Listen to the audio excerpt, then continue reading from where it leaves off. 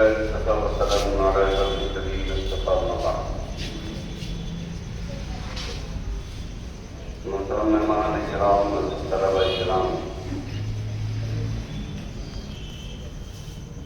جب گلستان حقوق کی ضرورت پڑی سب سے پہلے ہماری ہی گردن کٹی.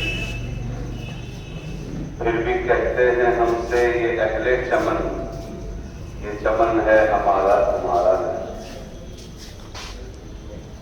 آپ حضرات نے بڑی تفصیل کے ساتھ سنا ہوگا اور سن رہے ہیں کہ اگر مسلمان اور مسلمانوں کے علماء کرام جنگ آزادی کا بگل نہ بجاتے تو کبھی بھی ہندوستان آزاد نہیں ہوتا. اسی وجہ سے انگریزی قوم، فرنگی قوم کی سب سے بڑی دشمن اگر کوئی قوم تھی تو وہ مسلمان، اور سب سے زیادہ قربانیاں بھی مسلمانوں کو بھی دینی پڑی.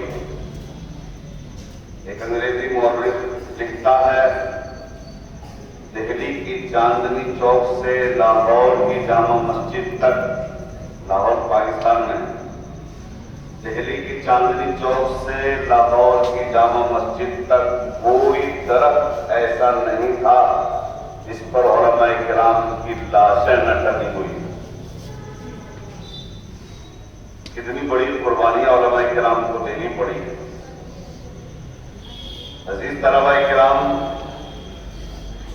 آپ کے سامنے علماء کرام کی قربانی اس وجہ سے ذکر کی جاتی ہے کہ ان علماء کرام نے جوش اور جذبے اور ہمت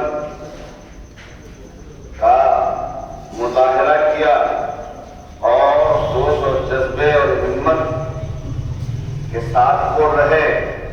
وہ فرنگی قوم کے جس کی حکومت میں سورج غروب ہوتا تھا، یعنی مشرق سے مغرب تک جن کی حکومت تھی، اس قوم سے ہم ٹکرا گئے اور ان سے ہم نے اپنے ملک کو آزاد کرایا.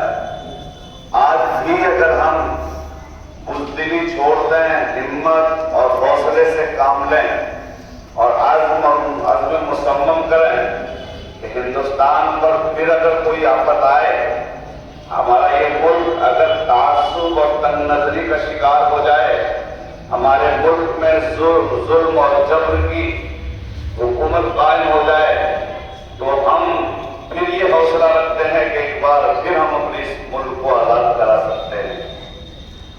اور اب جو آزادی ہوگی وہ ظلم سے، جبر سے، تنگ نظری سے، عصبیت سے، فرقہ پرستی سے آزادی ہوگی. انشاءاللہ رکھتے ہیں ہم ہمت اور حوصلہ، اس لیے کہ ہم نے یہ دیکھا ہے کہ ہمارے بڑوں نے جو قربانیاں دی ہیں ان قربانیوں کو بھلا دیا گیا، ان کا کوئی نام تک نہیں لیتا، ان کا کوئی تذکرہ نہیں کرتا. اور ہمارے ساتھ ان کا رویہ کیا ہے، بس ایک شعر میں اسے بیان کر کے میں اپنے جگہ لیتا ہوں. ایسے وطن کے لوگ ملے ہم سے آزادی کے بعد، ایسے وطن کے لوگ ملے ہم سے آزادی کے بعد، جیسے کوئی بے حس بات